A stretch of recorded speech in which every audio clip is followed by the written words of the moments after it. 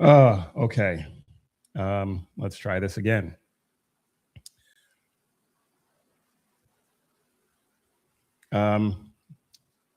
Well, Spain has fallen. And we're going to get into that. But before well, not before, we also are going to talk about Anthony Fauci again and how we were told that questioning him was dangerous, immoral, and even un-American from some people.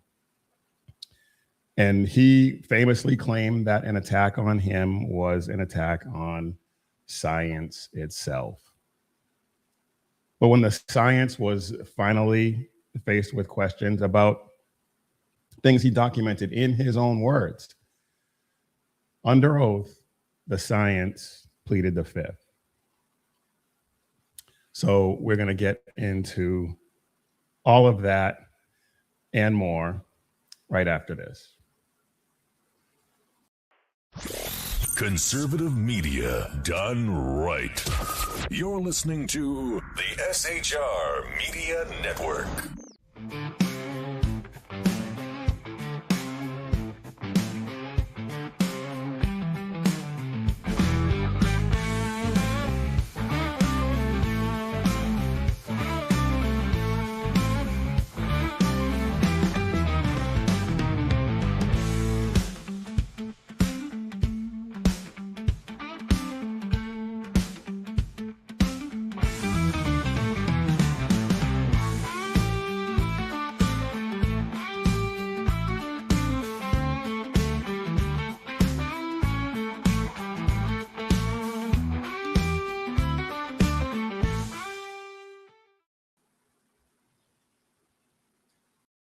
What's going on, y'all?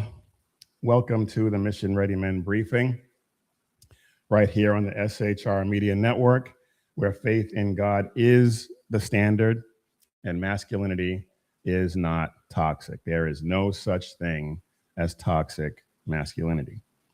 Today is Thursday, July 30th, the year of our Lord 2026. And Spain has fallen. But before we get into that, please do all the algorithm things. Hit like, subscribe, share, comment in the chat. Help us to deal with this algorithm that the big tech tyrants, the overlords, have put us in. We are growing, and we're very thankful for that. We have grown quite a bit on the SHR channel. I believe we're at 1,700 subscribers. And on the individual Mission Ready Men page, we topped 1,100. And so we're very thankful and grateful to you for that. And if you're not on the Mission Ready Men briefing individual channel, please head over there and subscribe. And we would really appreciate that as well. So, as I mentioned, Spain has fallen. I talked about this before, probably, what's this, July? So maybe back in May, I think, we talked about how Spain was in the process of regularizing is the phrase that they use, but they basically giving amnesty to over 500,000 people who were in Spain illegally. And now we have this issue in Spain where they have a bunch of military-aged young men storming the beach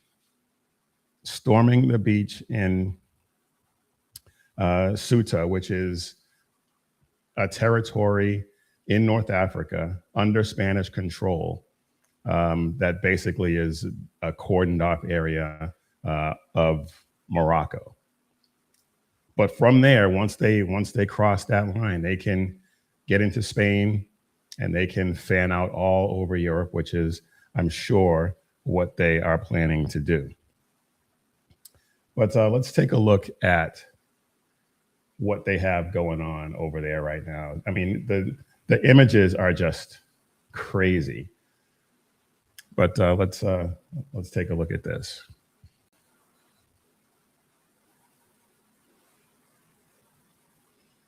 There's no sound on this one, but this was taken from a hotel.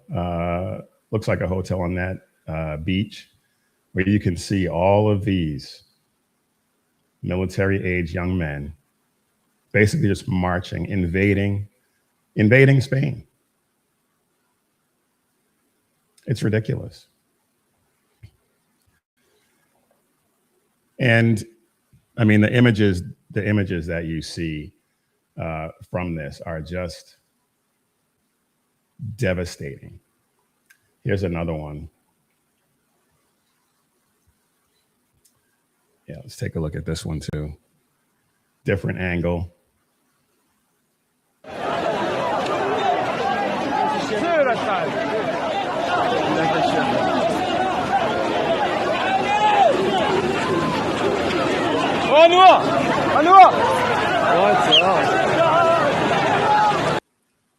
This is an invasion. There is no other way to say it. This is an invasion of Spain. And that's why I say Spain has fallen.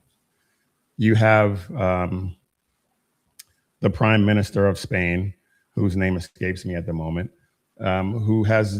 he offered this amnesty to 500,000 illegal immigrants over there. It took him hours to decide to deploy the military to stop this. And the thing is, now that these people are in Spain, according to Spanish law, there's really not a whole lot they can do. They can stop more people from coming over, but they're not going to deport any of these people. They're not going to do any of that.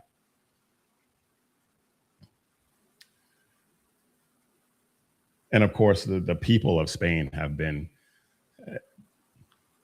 very vocal about sending the military to stop this, but he doesn't want to. I believe his name is Pedro Sanchez. I think that's the prime minister's name. He is a socialist. He's been palling around with Xi Jinping in China. He was hostile to the president. This is what he wants.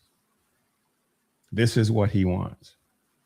And he's paying lip service to it now. He's going to travel to this area to see it. He still hasn't called the state of emergency yet. So, I mean, there's really not a whole lot they can do right now. Even though this is a humanitarian and social emergency. And the women in this area are in grave danger. The women in this area are, as I said, they're in danger. I mean, just look at what happened in the UK with the rape gangs. Look at what happens look at what just happened in France. Look at what happened in Berlin. These people, they are trying to take over, and they will, because he's going to let them. Now, there are some countries over there like Poland that are refusing to play this game, and good for them. But there aren't many countries over there like that. The UK has bent the knee. Spain is rolling out the red carpet, or should I say the prayer rug. France has a ridiculous number of mosques now. France has bent the knee. And Spain just opened up the floodgates.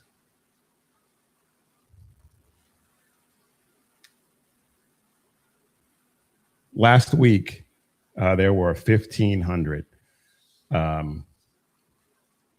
Moroccan Muslim military age men who stormed the gate. And unaccompanied minors, even though you didn't really see any in this footage, unaccompanied minors, and they could be 15, 16-year-olds, you don't know. They're not really forthcoming with a lot of the numbers, but facilities that house these unaccompanied minors are running at over 2,000% capacity. They're calling it, the people who are dealing with this on the ground are calling it absolute chaos. Absolute chaos. And I mentioned earlier, I think it was earlier this year, January, February of this year, Sanchez announced the 500,000 people that were going to get amnesty.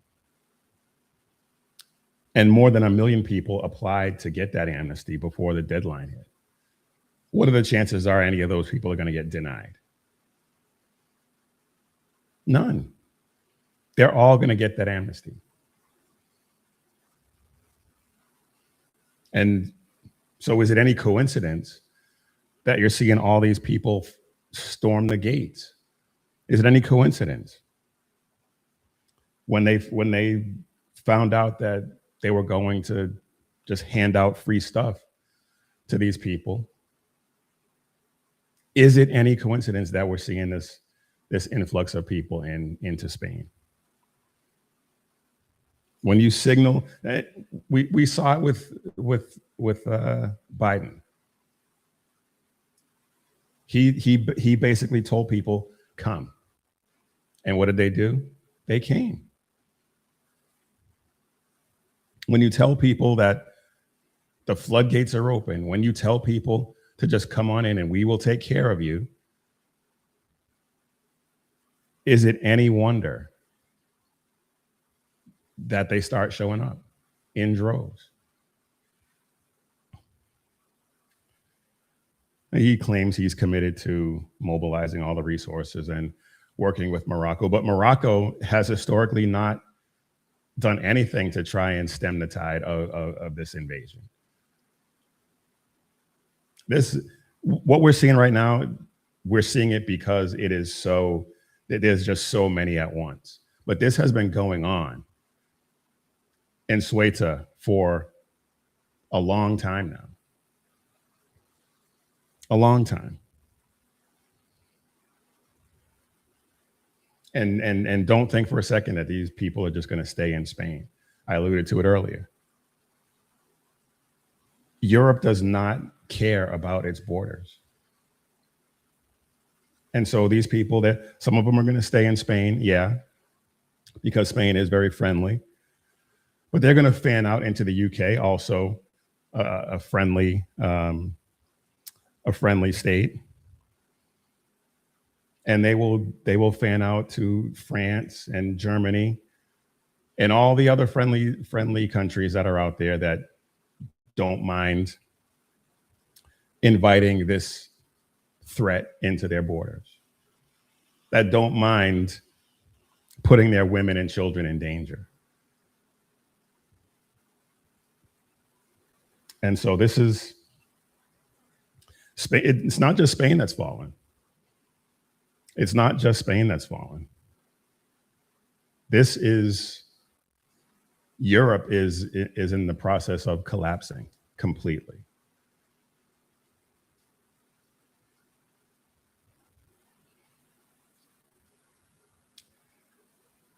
Viva España. It's going to be interesting to see how this all plays out, but it's not going to be good for Spain. That I can guarantee. All right, so let's go ahead and get into this Fauci madness, because I talked about it obviously in the last show, and in the last show I told you I was so looking forward to seeing him square off against Rand Paul. didn't even occur to me. It never crossed. It should have, obviously, but it didn't even occur to me because I was just so looking forward to seeing the more of the clash. But it didn't occur to me that he was going to take the fifth. And I work overnights, and so I contemplated staying up to watch the hearing. I'm glad I didn't, because when I woke up and saw that saw that he had taken the fifth, I would have been really upset if I had stayed up to watch that. Even though there were some interesting moments that we will get into, but Saint Fauci the fraudulent he's got to be one of the most fortunate people in Washington. Unfortunate for everyone else in the country, but fortunate for him, he was one of the highest paid officials in the government.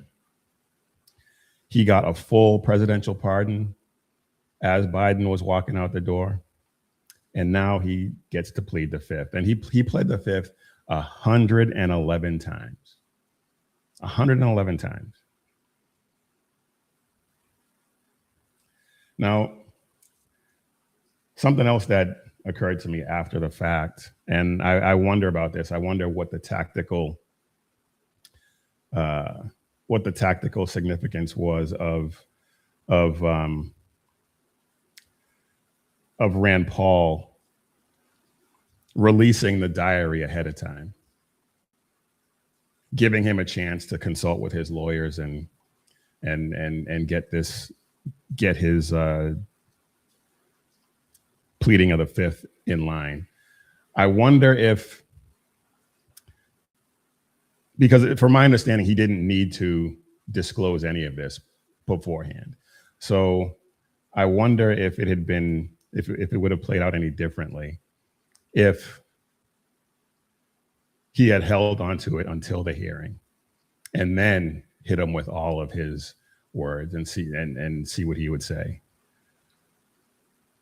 Unfortunately, we'll never know that now, but man, I just wonder if that was a tactical error on his part. Either way, Anthony Fauci is, his legacy, for people who are paying attention, though, his legacy was already in the garbage, because people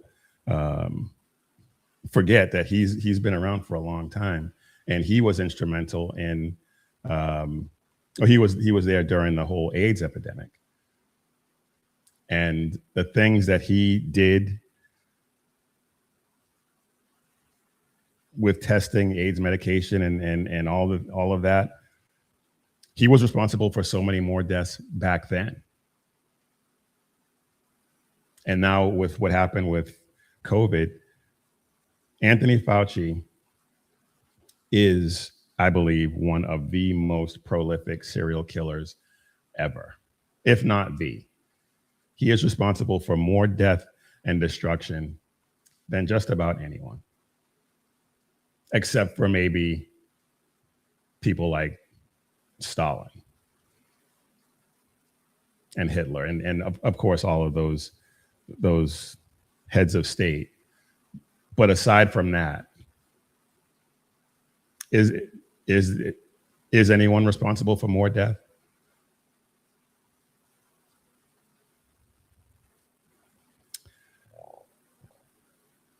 Now, the thing about his pardon and the thing about his pleading the fifth, that's federal. The states can launch their own independent investigations of this guy. And Florida AG James Uthmeyer announced that he has kicked off a state investigation in Florida. I can't wait. I can't wait to see what happens, because he's not going to be able to plead the fifth. He's not going to be able to lie. if he gets called in to testify in the state of Florida. So that's going to be interesting to see.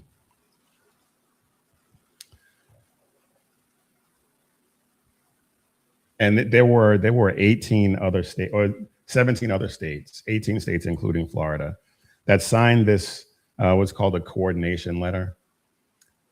And it provides a framework by which states can, a legal framework that they can use to investigate and potentially prosecute Anthony Fauci, St. Fauci the fraudulent. Right now, Florida is the only state that's acted on this. Other states seem to be willing to just sit back and watch what happens in Florida. I think states like Texas and Missouri and some of the other states that signed on to this should launch their own investigations. Wrap him up in all kinds of legal drama. He deserves it. He absolutely deserves it. Let's before we get back to that, I want to talk about this because so many people are still, despite everything that's gone down, so many people are still fawning over this guy, and I don't get it.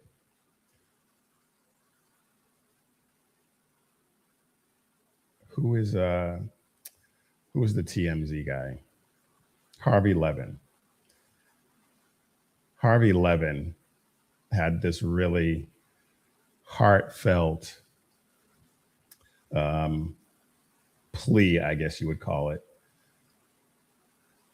He's just basically in love with Anthony Fauci for some reason. And this is him sitting on his desk in the TMZ offices where all of his employees celebrated the death of Charlie Kirk, but we won't get into that. That's a whole different story. But let's get a look at this. I have not used TMZ's YouTube channel to vent personal feelings about issues, but I'm going to do that today. Watching Anthony Fauci before a congressional hearing taking the Fifth Amendment is just one of the most heartbreaking things I have seen in government in my lifetime. And this is something we need to reckon with. That I'm going to say up front, I have problems the way the CDC handled COVID. I think that they did damage to children. Well, isn't that big of you to have problems with the CDC? Congratulations. So does everyone else. To adults, and I don't think they did it maliciously. I think they did it because they were using their judgment and were overprotective, and I think at times overstated things they said they knew but really didn't. And how does he square any of this with Fauci's own words? Is he just willfully not reading the diary? Because what he just described is what Anthony Fauci did. He told the American people one thing and was privately saying something else and acting opposite to what he was telling, in a way he was telling everyone else to act. This makes no sense. I have personal problems with the way that COVID was handled. That said, Anthony Fauci, over a period of decades, has been an amazing public servant. In the 80s, I had many friends who died of AIDS, a horrible. Well, there's a shock. painful death. And I had friends who lived because of Anthony Fauci, because he was. I think you meant to say in spite of Anthony Fauci.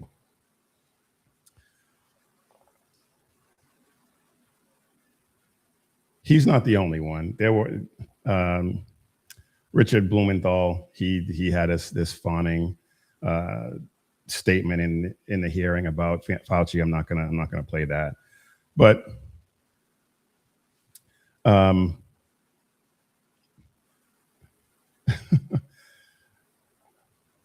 Sarah in Dallas, what does AIDS have to do with COVID? Anthony Fauci was involved in during the AIDS outbreak in the 80s. He was involved in developing treatments for that. That's where the connection is. But so many people are still, despite all of the evidence that was released, still either are willfully just not paying attention or just don't care, because Anthony Fauci is a monster. Saint Fauci the fraudulent is an absolute monster. There were some interesting moments during the hearing that I do want to talk about. Kind of went out a little bit out of order here, but this is still worth worth looking at. Check this out.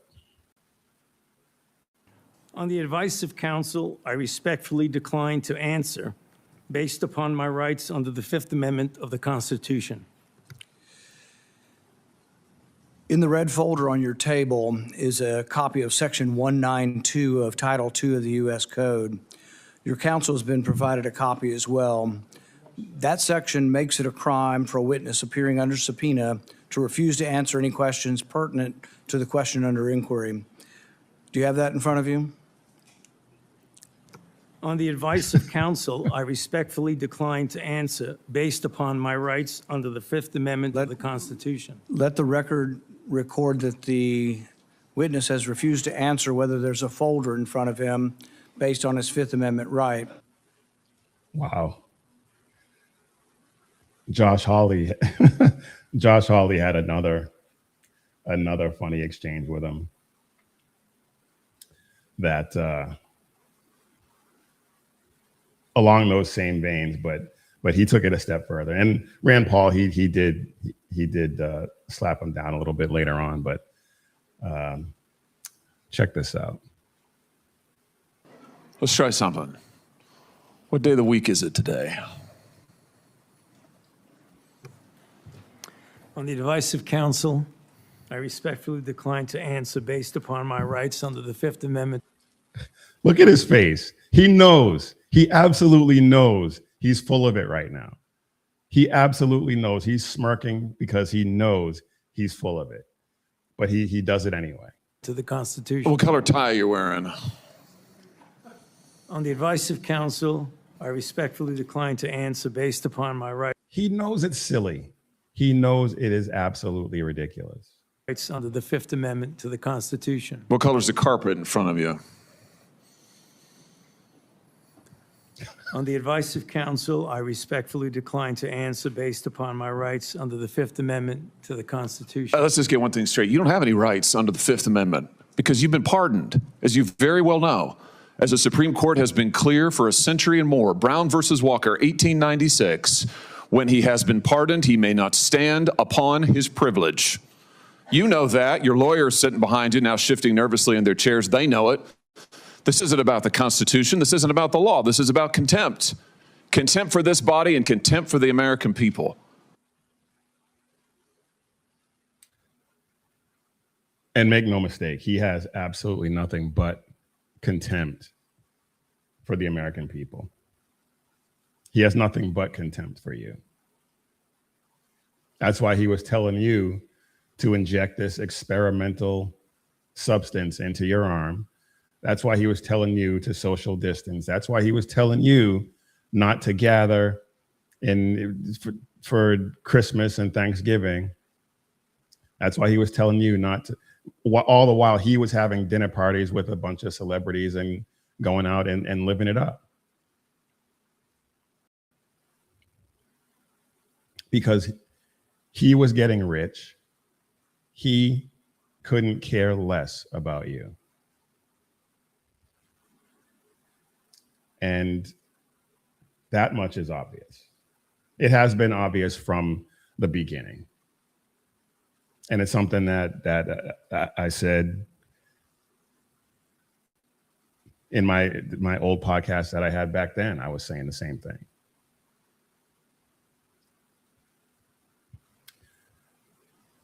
Over 1,000 pages of private diary entries. He obviously was involved with gain of function research. He funded it at the Wuhan Institute. And his only response was, on the advice of counsel, I choose to decline because of my Fifth Amendment rights. Over 100 times, I think it was 111 times. There are conflicting reports. Some say 106, some say 112, but the most I've seen is 111 times. That is absolutely insane. And I mentioned Uthmeier earlier.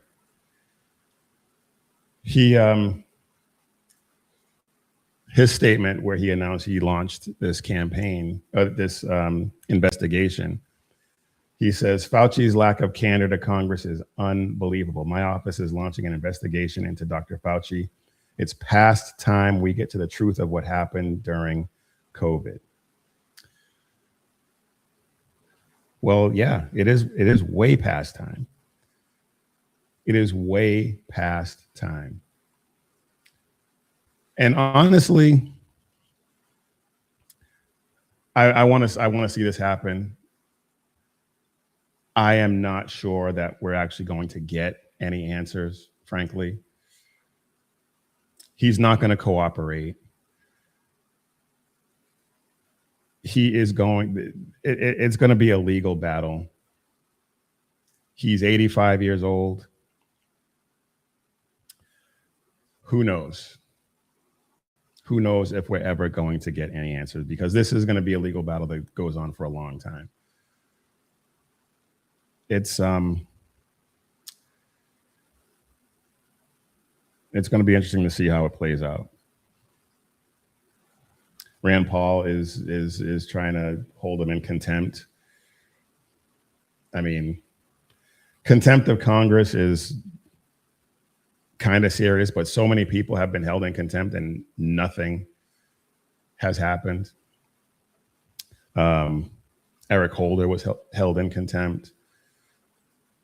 I believe Donald Trump was held in contempt. So many people have been held in contempt of Congress, and it pretty much doesn't mean anything. So,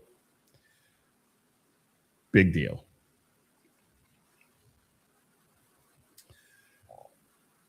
This guy basically is responsible for shutting down the country. He's responsible for keeping kids out of school. He's responsible for a generation of kids that are way behind. Kids that had to deal with remote learning, and kids that had to deal with language issues because they weren't able to see people, watch people speak because they were behind masks. He was responsible for delaying a response. He knew about he knew about this in December of 2019 and didn't do anything of any significance in this country until the middle of March of 2020.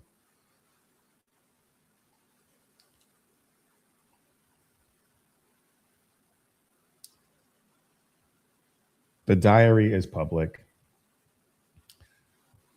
His lack of cooperation is on the record.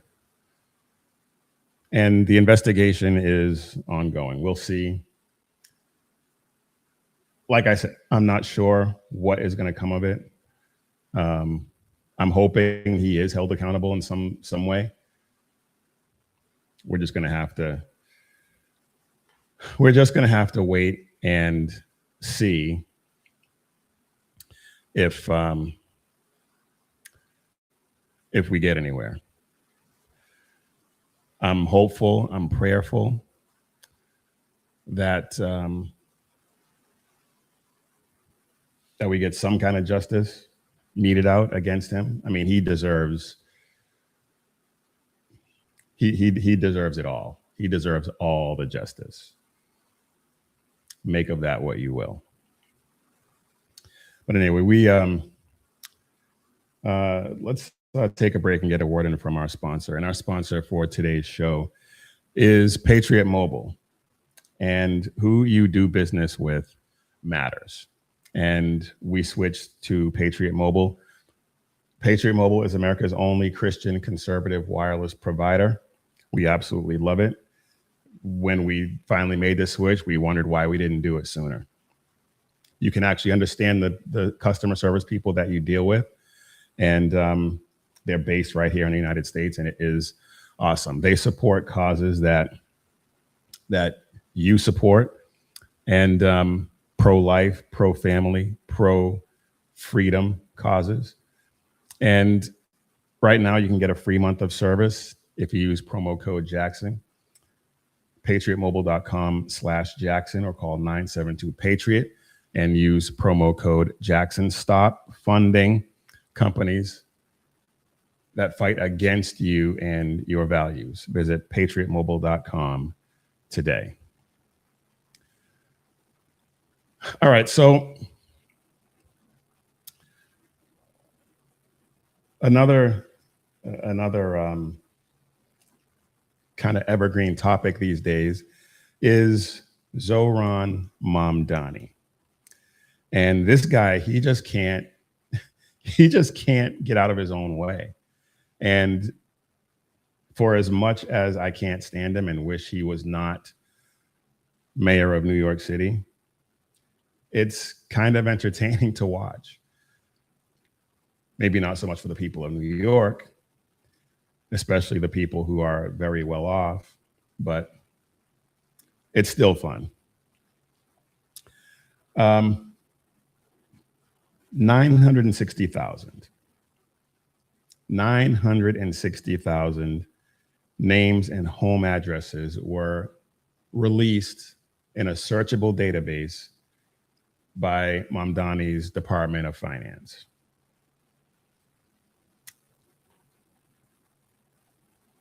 He doxed 900. Well, those are the, yeah, he doxed 960,000 people.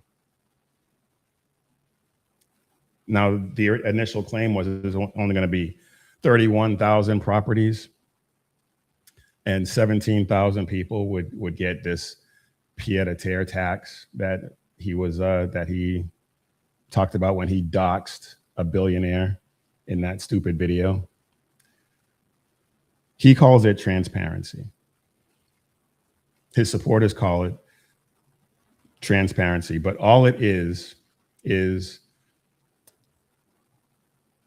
he's just railing against the wealthy, because as far as he and his DSA cohorts are concerned, being wealthy is a crime. Being wealthy is something that needs to be punished.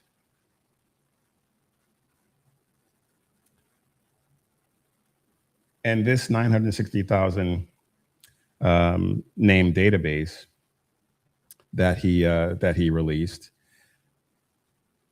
it's not just ultra wealthy people. There are some, yeah, There are some, but there are people who inherited property from deceased family members, inherited a property that they would never have been able to afford themselves, but now they have it. And in order to pay this tax bill that he's going to impose on them, they will have to sell it.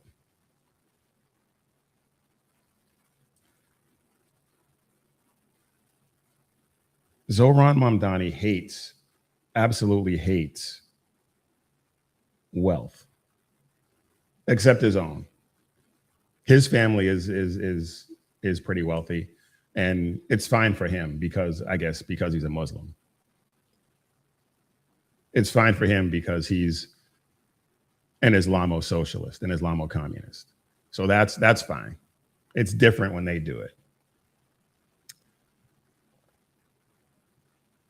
But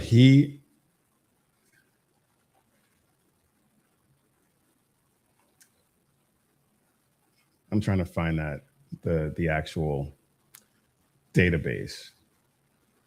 But his tax that he's leveling against these people was supposed to be for people who own properties over $5 million. But when you actually read what it says, it applies to anyone who has over $1 million, whose homes are worth over $1 million. That encompasses pretty much everyone in the state of New York, or in the city of New York, because the average home price in the 5 boroughs is $823,000.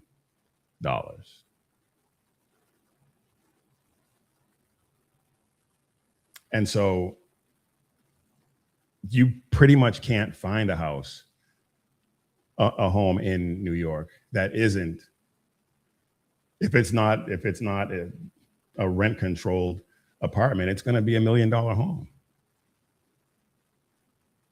And so that wealth tax that he was talking about is going to apply to everyone. And the problem is, some of those people have the means to be able to just, you know what, I'm not dealing with this, I'm out, and leave. But a lot of people who, like I said, inherited these homes or are house poor and living paycheck to paycheck to pay their mortgage, they're stuck. Whether it be because of that home or their careers or whatever the case may be, they don't have the ability to just pack up and go to Florida or go to Tennessee or go to Texas.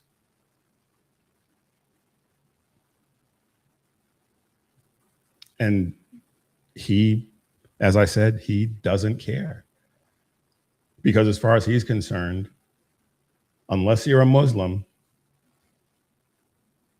you don't deserve anything. You deserve to have to deal with getting taxed out of your home. You deserve to have to deal with grocery shortages. Oh, where did that come from? That was a hard left turn. No, it wasn't. He has pledged to open 5 taxpayer-funded grocery stores, promising everyone discounts of 30% or more for all their groceries, paid for with 70 million taxpayer dollars. Now, that 30% discount is going to be great until he runs out of other people's money. And when he runs out of other people's money, a lot of people who are all on board with this, especially, and him especially, are too young to remember the bread lines in the Soviet Union.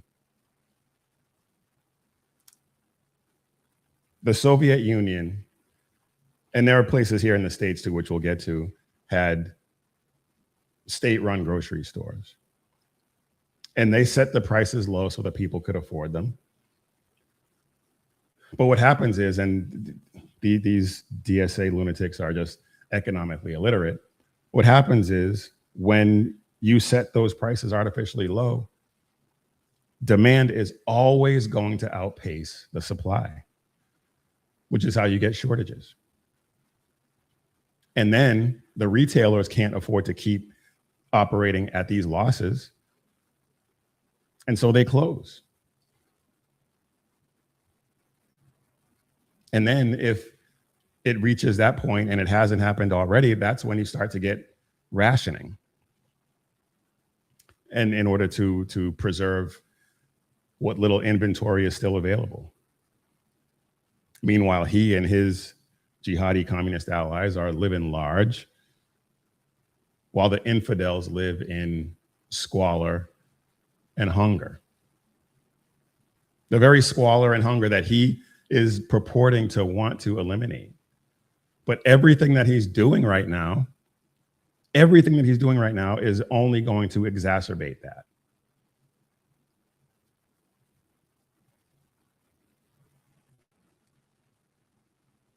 The Multicultural Business Coalition in New York is planning a lawsuit against him. Immigrant and minority-owned bodegas and markets are planning to sue him, saying that the city using public funds to undercut their small businesses, the small businesses that he claims to want to champion. But he's doing everything he can, like I said, to cut them out, to put them out of business. Like I played the clip of that DSA spokesman a couple weeks ago, who said that if these grocery stores put you out of business, well, then maybe you shouldn't be in business anyway. That wasn't out of pocket for them. That's what they think. He didn't say it in the most eloquent way, but that's what they all think. He lectures us endlessly about equity, and now he faces a lawsuit from immigrant entrepreneurs who don't want to be sacrificed at the altar of affordability.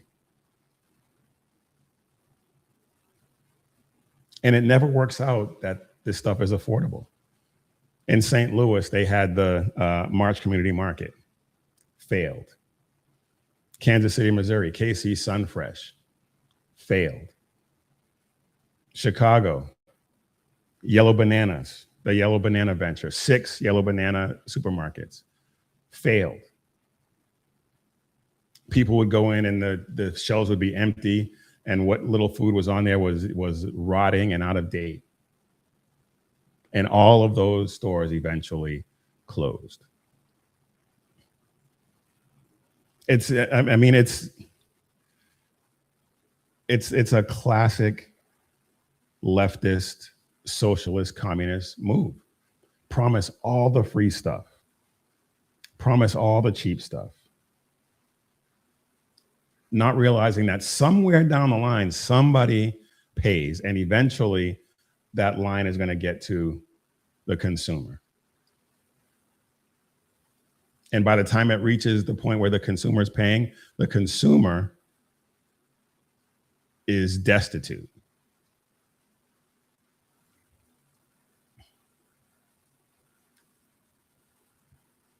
And then these communists are always shocked when the private businesses and the when people object to this, people who have actually lived, who actually understand the economics of this all of this, they're shocked that we object. Because everything they're saying is so great. It's utopian. But they don't live in reality. They do not. Reality is they're allergic to it. They're absolutely allergic to reality.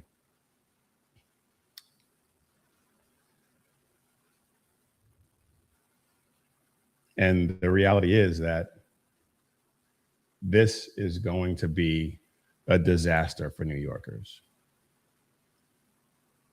An absolute disaster. And basically, I used to say that you get the government you deserve. Based on the story that we talked about either last time or last week, now there's questions that he may not even have actually won, and that there was some shenanigans going on. I don't know. I don't know that the investigation is still going on. We'll see. We'll see how that all plays out. But it's not just the taxes. It's not just the ridiculous state-run grocery stores. But he's also putting people in physical danger. He has been railing against he's been railing against Benjamin Netanyahu. He's a Muslim. Netanyahu is Israeli, so of course there's always going to be that hatred there. He called him a war criminal. Let's get a listen to some of that.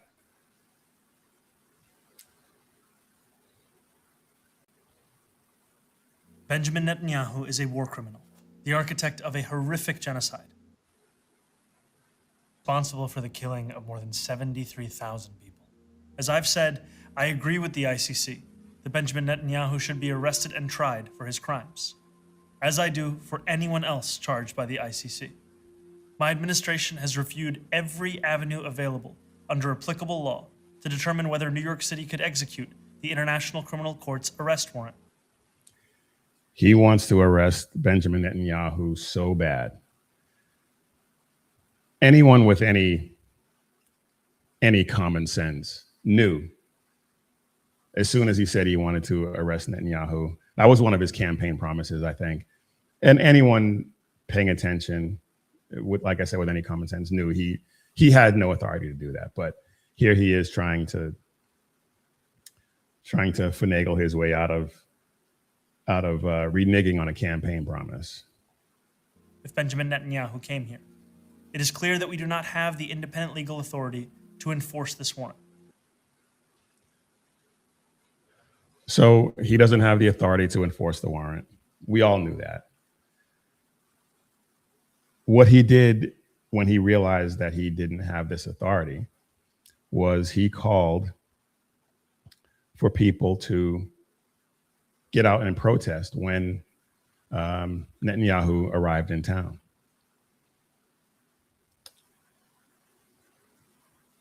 This was in direct conflict with President Trump's statement that Netanyahu was not going to be arrested while he was on U.S. soil. We do not recognize the International Criminal Court. No sovereign nation should. And so it was always going to be a non-issue. But what he did was he told the people of New York to go out and protest. And of course, the NYPD is looking at him like he lost his mind. What are you doing? All that does is put people in danger, put the NYPD in a position where they're in danger, especially if all of his Muslim allies decide that they're going to mobilize and protest. This has the potential to be a very explosive situation. He said protest is always something we respect. But when it comes to, I mean, he just said he has no authority to do this. He has absolutely no authority to do this. But he, again, going back to the original thesis, he hates as a Muslim, he absolutely hates Benjamin Netanyahu. And I know there are people in this country other people in this country who hate Netanyahu, but his is rooted solely in the fact that he's a Muslim and his cult calls for the eradication of the Jews. That's it. It's as simple as that for him. It's a little more complicated, I guess, for other people, but that's a whole different story that we won't get into. But Mamdani is an absolute train wreck for New York. We talked about how Spain fell, Europe is falling, New York City is on that same trajectory. He is doxing his own citizens. He is imposing these ridiculous state-run grocery stores, freelancing his way into foreign policy, and all he's really doing is just he's delivering the full Islamo-commie experience for New York. And it is sad. It is absolutely sad to watch. I go back and forth. Like I said, sometimes I feel like they deserve it. Right now, I'm not quite there because of the questions around whether or not he actually won. We'll see how that plays out. But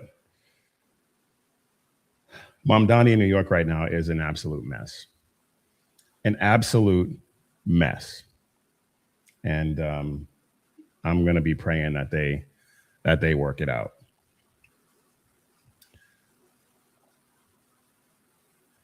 All right, let's real quick. I want to get into this because another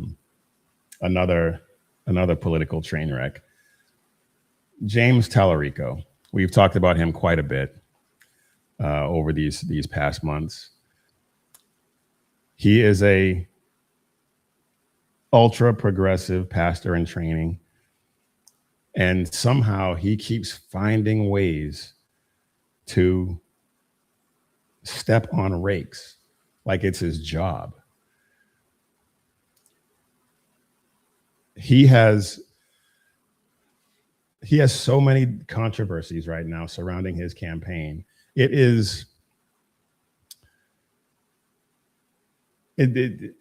It's amazing that he still has a campaign, quite frankly.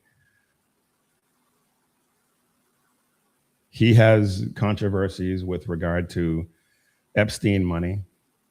He has openly mocked someone with dyslexia. He is advocating for sexually explicit material in elementary schools. And he claims, and this is not an exhaustive list, by the way, he claims that he gets wisdom for his Christianity from Islam. This dude, he's another one that's all over the road. It's amazing. It is amazing to watch. So one of his biggest donors, Reid Hoffman, who was given more than $10 million to his campaign,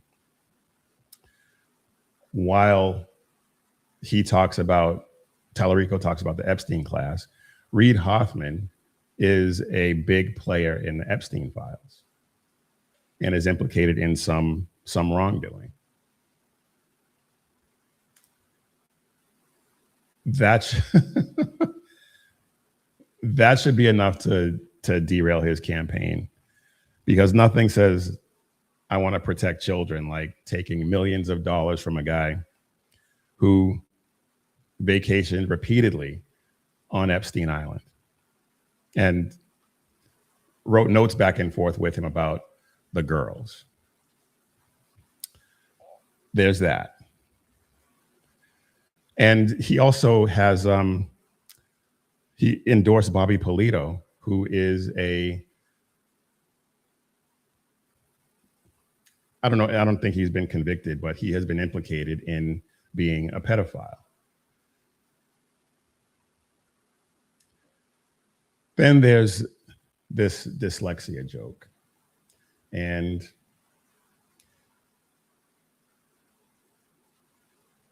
James Talarico, when he entered the state Congress, Texas State Congress in 2019, he was in the House, the Texas House, and he had a reputation for being this very caustic, abrasive, just unpleasant person to be around. He was not, he didn't project this, the boy next door type personality that we've all come to see throughout this current campaign. He came off as angry and he was just a turd. And there was some legislation having to do with dyslexia in the House. And one of the representatives revealed that he had dealt with dyslexia as a child. And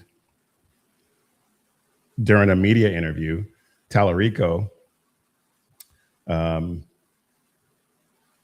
actually they were at a podium of some kind, and he said to this representative Toth, they were talking about reading the legislation. He was like, "Oh, you can read? Oh, that's right, you can't read," implicating the dyslexia. And I'm surprised that we're just now hearing about this, honestly. But Talarico, this persona that he's built for himself in the year of this campaign is fake and gay. This is just proof that we all knew that he was fake and gay. And this is just more evidence of that. We talked about, I just mentioned how he is in favor of putting the explicit LGBT material in elementary schools. And we don't have to get into all of that. But one thing I did want to get into, I did want to make sure we mention. We talked about before how he is a Christian who hates.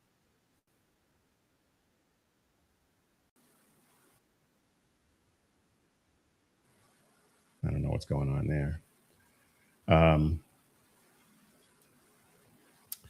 We talked about before how he said he's a Christian who hates Christianity. Well, this is another part of that same interview.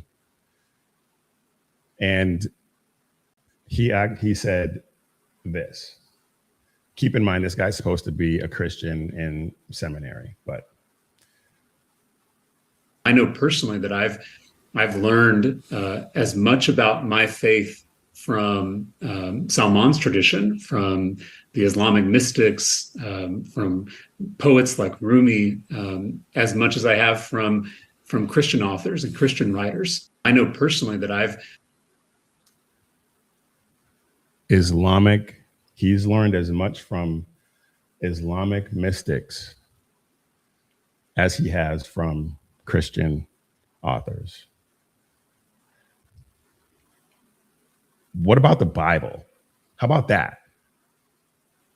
How about learning from the Bible? And if you're actually learning and studying the Bible, how can an Islamic mystic teach you anything? Unless, of course, you're not really a Christian.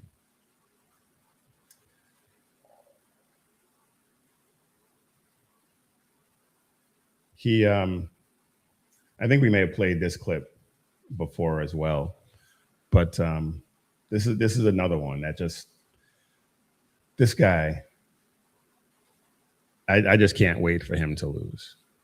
I'm always so thrilled when I get invited, to the Diwali festival. I think I've gone 2 years in a row now.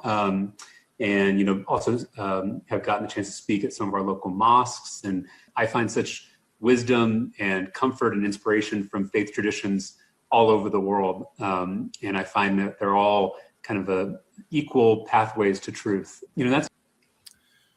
No, they're not. You don't have to have gone to seminary or be studying in seminary to know that that is complete and utter garbage. They are not equal pathways to the truth. There is one truth. That truth is Jesus Christ. He is the way, the truth, and the life. No one comes to the Father but by him. Everything else is nonsense. So Talarico, he's a mess.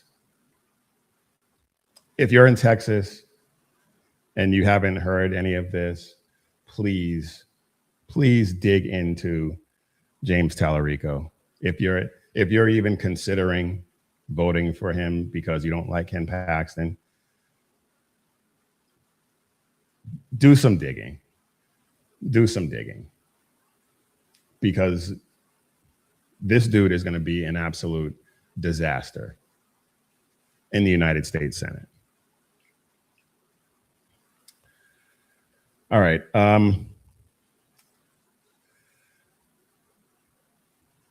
We're gonna kind of stay on this theme that we just talked about because I just encourage you to do some digging. And I want to talk about this. This is something that I've been talking about this for a long time in terms of getting Republicans and conservatives out to vote.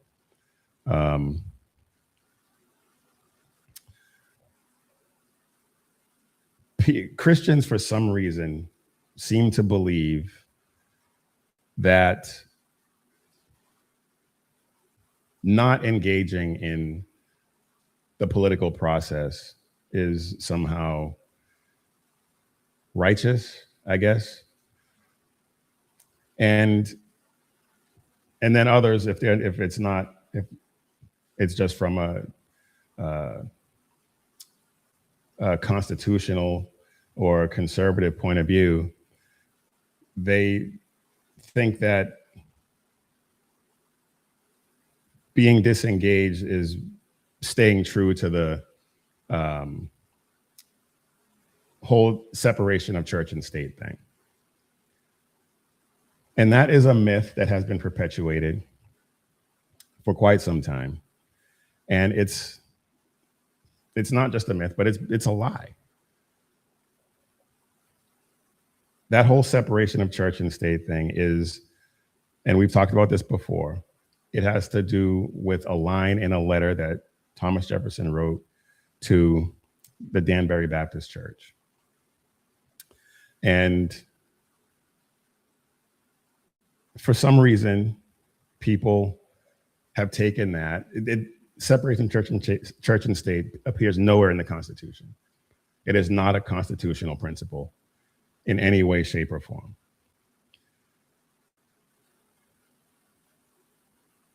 And if you are familiar at all with the founders, you know that most of them were Christians. Most of them were Bible-believing Christians. People will say that they were deists or some other such nonsense, but the historical record proves that to be incorrect.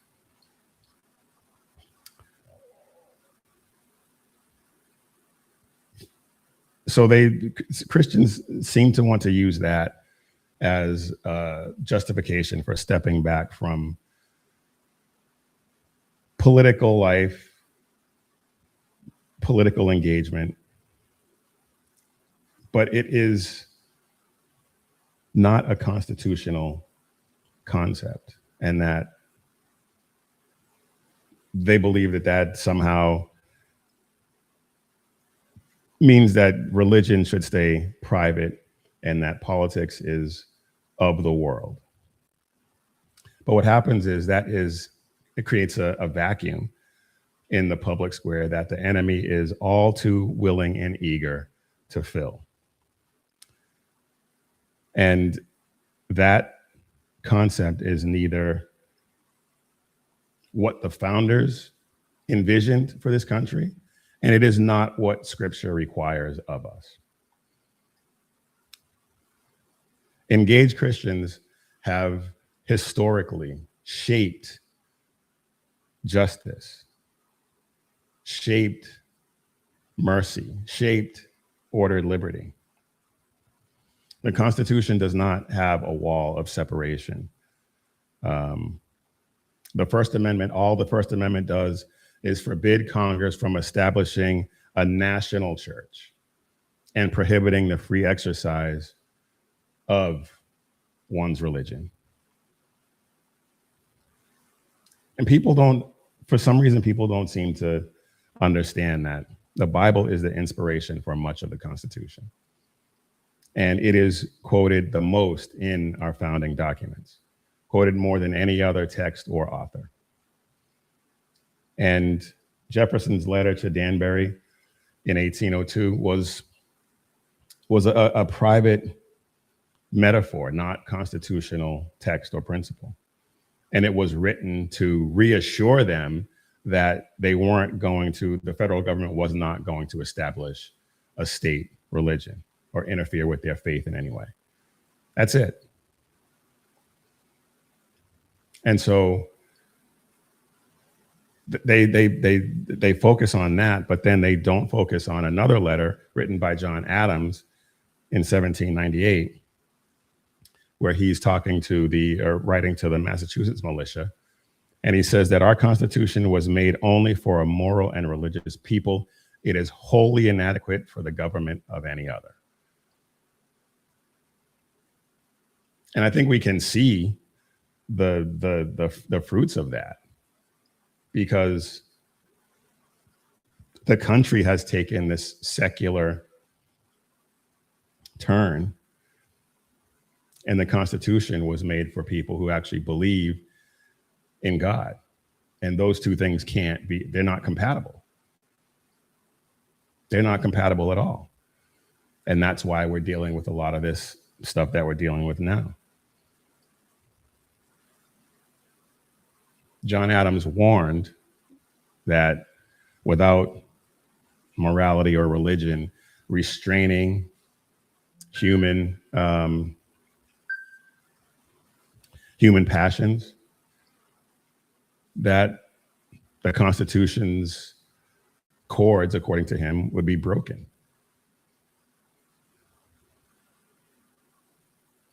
The founders were a moral and religious people, and they expected a moral and religious citizenry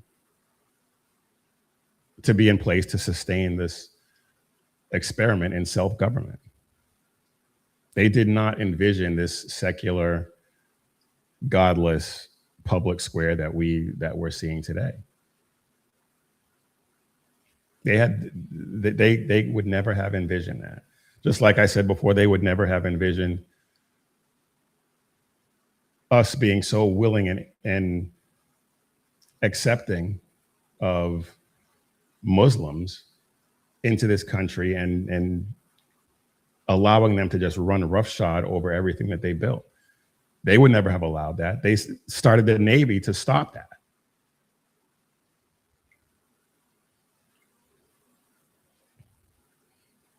And so we've established that it's not a constitutional concept, but it's also not what is required of us in Scripture. Matthew 5:13 tells us that we are the salt of the earth. Salt flavors and salt preserves. And it's useless in either endeavor if it's kept contained, if it's in the shaker. It's useless. Matthew 6:10 says is where Jesus is teaching the disciples how to pray. And part of the Lord's Prayer is, Thy kingdom come, thy will be done on earth as it is in heaven. Prayer for God's will includes what we're doing here on earth in the realm of law and justice and culture. And even more concrete evidence that we're supposed to engage than those verses, Matthew 28, 18 and 19, where Jesus is telling the disciples, all authority has been given to me in heaven and on earth. Go therefore and make disciples of all nations, teaching them to observe everything I command. That is the Great Commission.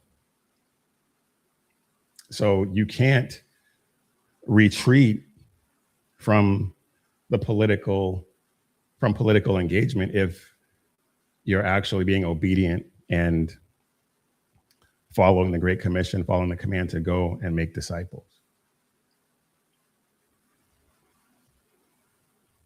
And Proverbs 29:2 says, when the righteous rule, the people rejoice, but when the wicked rule, the people groan.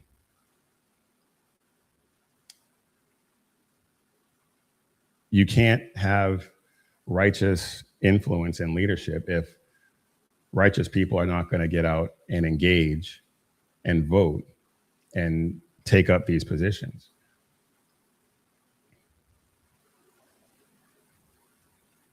Scripture calls for us to be salt, light, and agents of the kingdom of heaven everywhere.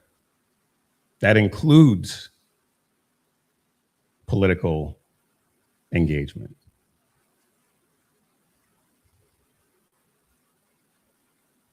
And we have the historical fruit to see what benefit Christians have given when they engage. Hospitals, and we've talked about this before. Christians were instrumental in the creation of hospitals and charity. English common law was developed under Christian influence. Evangelical Christians were absolutely instrumental in abolishing slavery.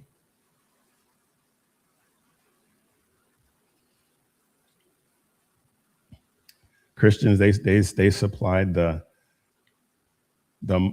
moral energy. They helped organize, and they were persistent in helping to make abolition politically possible in Britain and here in the United States. Christian engagement produces demonstrable, tangible public good. And to retreat from that is to be disobedient.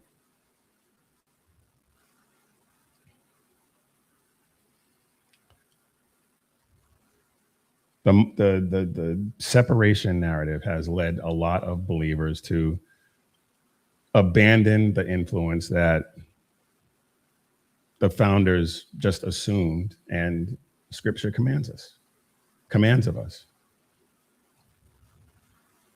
So I say all the time that Christians, conservatives, Republicans need to get out and vote. And that's not just a political calculation on my part because I want conservatism to win, but it's a biblical mandate. We can't just sit back and pray and hope that everything works out. Faith without works is dead. If you have faith that the Lord is going to work everything out, then that faith should be driving you to get out there and do something. And the least of which is vote.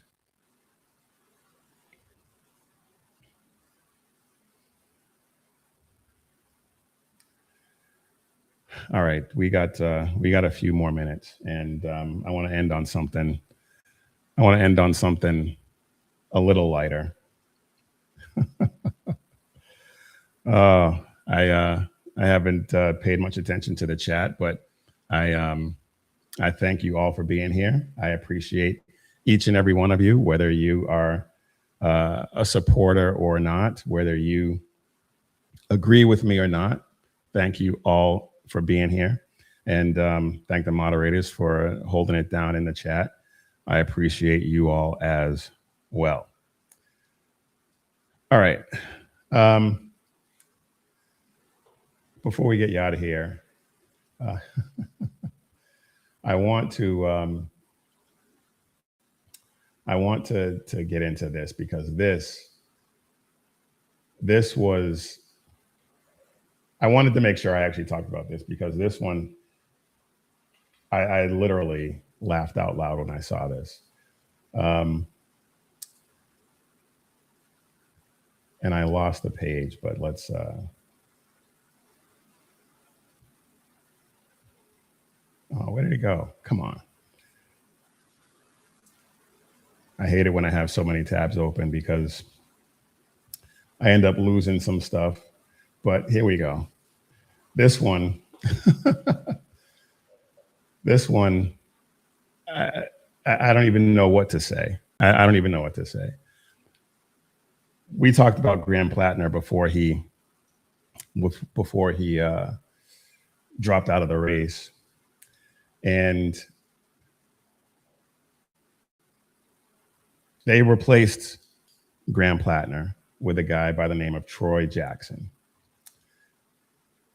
Maine Dems, this is on Twitchy, Maine Dems swap Nazi Senate candidate for a guy who fathered kids with his second cousin.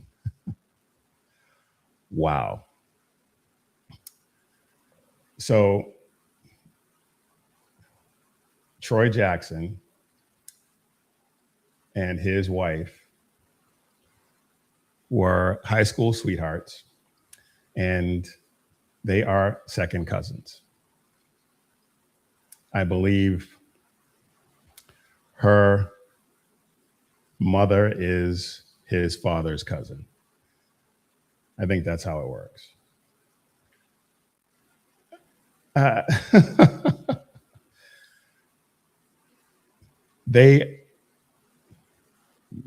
thought that was illegal, actually. But either way, let's, apparently, genealogical records confirm that Jackson's longtime significant other, Lana Pelletier, his high school sweetheart and mother of his two sons, is in fact his second cousin by blood.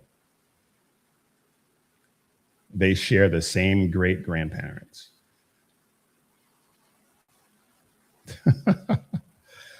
Oh man, that's absolutely hilarious.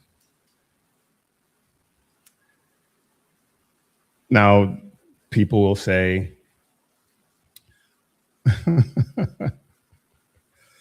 that it's not as bad as being a Nazi, and that's probably true. But that's the best Maine has. That's the best they have. One guy is a Nazi, and another guy is married to his cousin.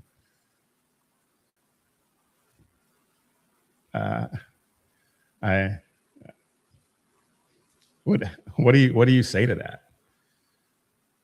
How do you, I don't know. I just wanted to make sure I talked about that today before we got you out of here.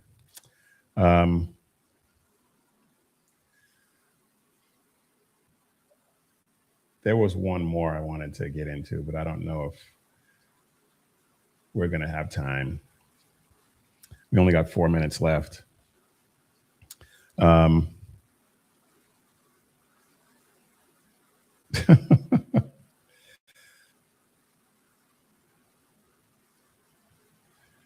Yeah, there's a lot going on in the chat right now. Again, thank you all for being here. I don't have time to talk about each one of those, but Stuart and Jason and Robert, thank you.